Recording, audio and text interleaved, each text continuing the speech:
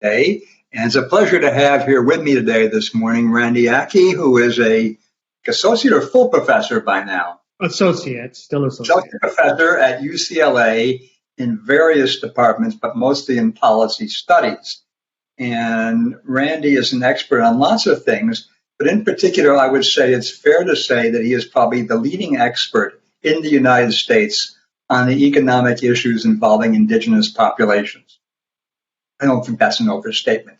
Let me start off very simply by asking Randy, what are the indigenous populations in the U.S. that we're talking about? Yeah, it's a great question, and it's something that we, I think, in general, sort of overlook or think we have a good measure of or good insight into. So everybody hears the term Native American, and generally under that umbrella, we think of American Indians, sort of the indigenous peoples in the continental U.S., the 48 states, plus American Alaska Natives in the state of Alaska. Oftentimes people forget that there are Native Hawaiians in Hawaii, so a different indigenous peoples, a different group. But also within the territories, we have the Chamorro in Guam, we have the Samoans in American Samoa, we have territories. And then if you extend, the other territory is Puerto Rico. There are Taino, they're indigenous peoples of Puerto Rico as well. So we have multiple indigenous peoples.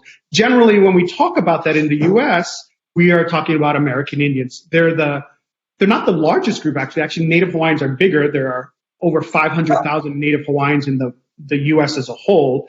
But the most well-known, as I was saying, are American Indians. There are over 300 separate federally recognized American Indian tribes and almost 200 Alaska Native villages, which are sort of the equivalent in terms of governing units of American Indian tribes. So, there's like 500 different distinct entities, governing entities, that are, recognized by the U.S. Constitution to be, effectively kind of the equivalent of a U.S. state, right? A state is not, except in some, again, arcane instances, allowed to tell tribal governments what to do, right? These are distinct political units.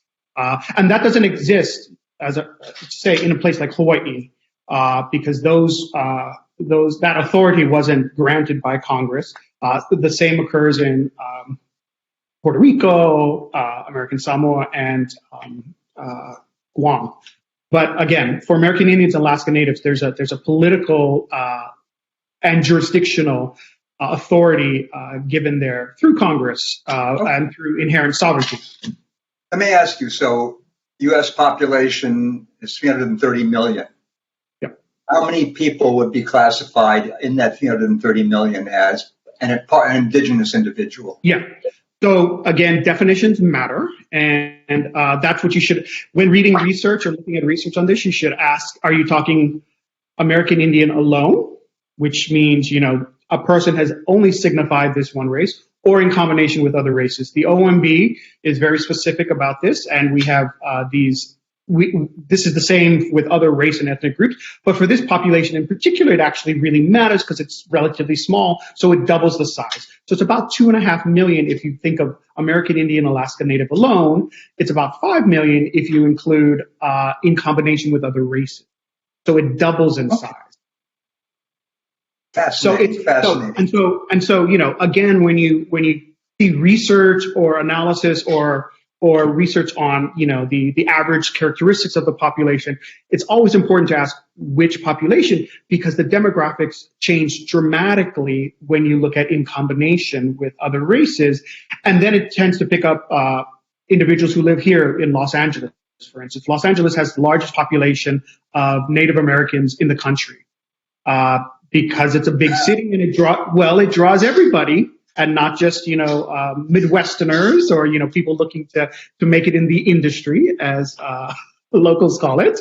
But everyone comes to Los Angeles. And so, it's a big place, and it has a concentration of local Native peoples, the Tongva, who are, the ancestral owners of the place known as the Los Angeles Basin, but also people who have migrated from a host of other tribal communities.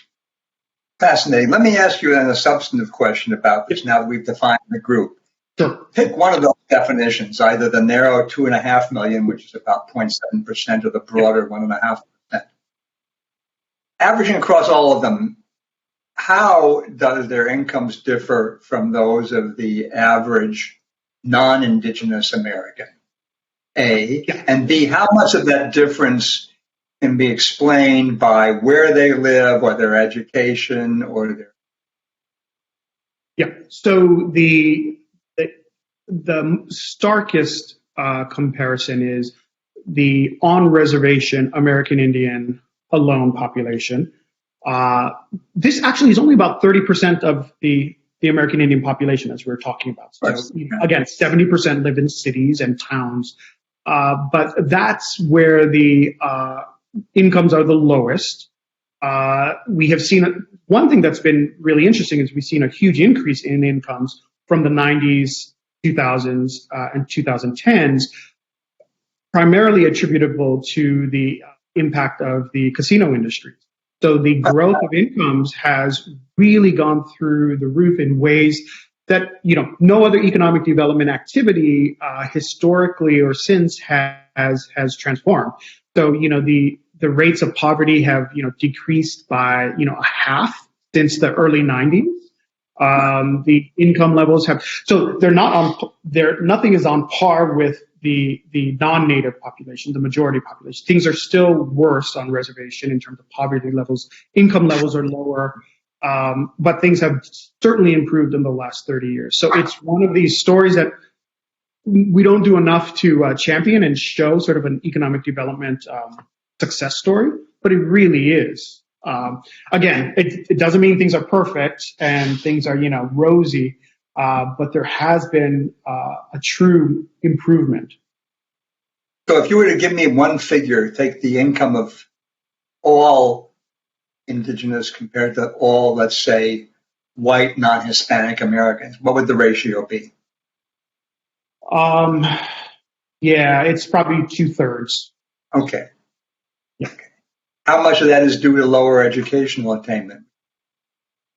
I don't think it's all due to that. There's relatively, there's uniform high school education.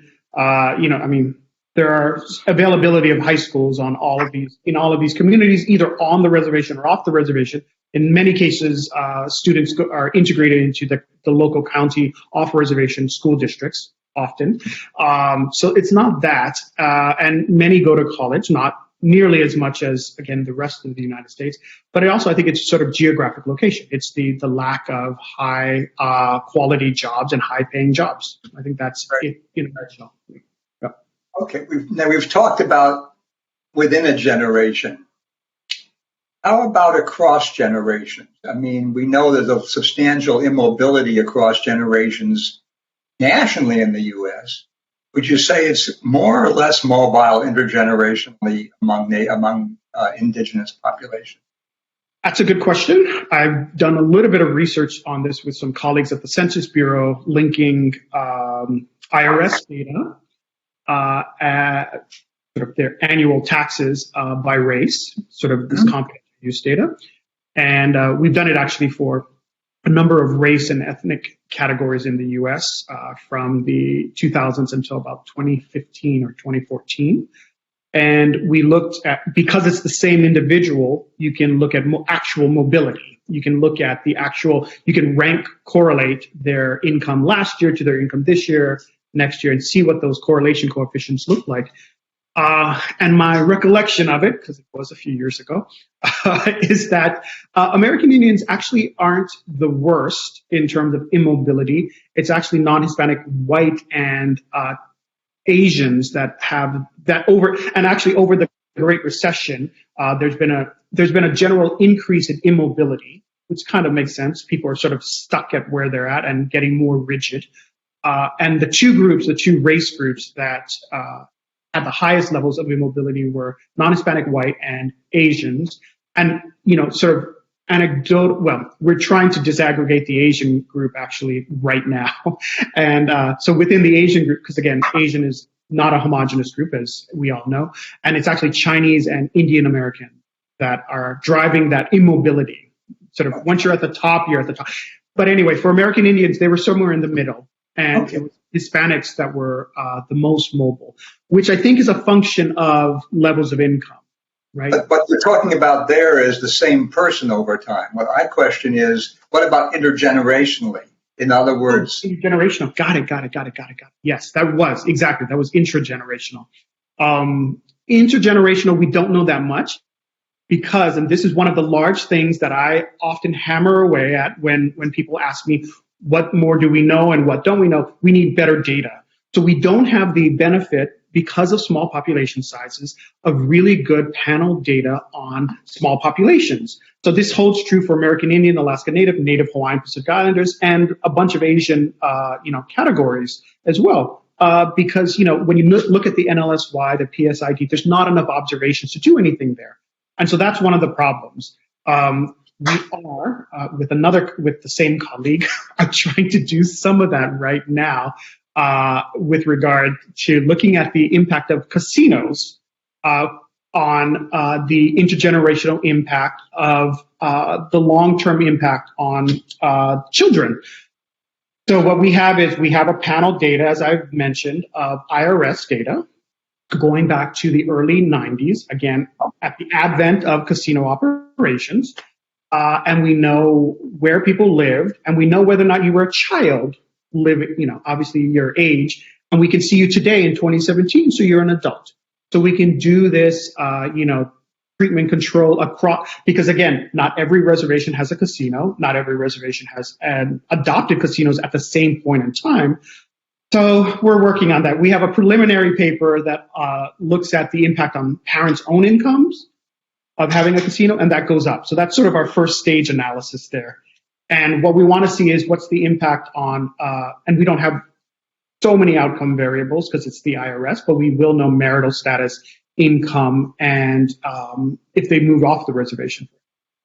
So, but that's the idea, is to look at an intergenerational impact of the casino activity. But we don't know anything about indigenous populations not based on a reservation. In other words, all the Hawaiians, for example. I mean, wouldn't there be enough Hawaiians to look at this?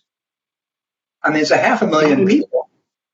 Yet not in any data set I've looked at. Okay. Not the NLSY. I think there's like 130 observations. Oh, yeah. I think that's in like NLSY. Okay. Yeah, no, exactly. Fantastic. Okay. Let me ask a final question, which is even more off the wall than my previous two.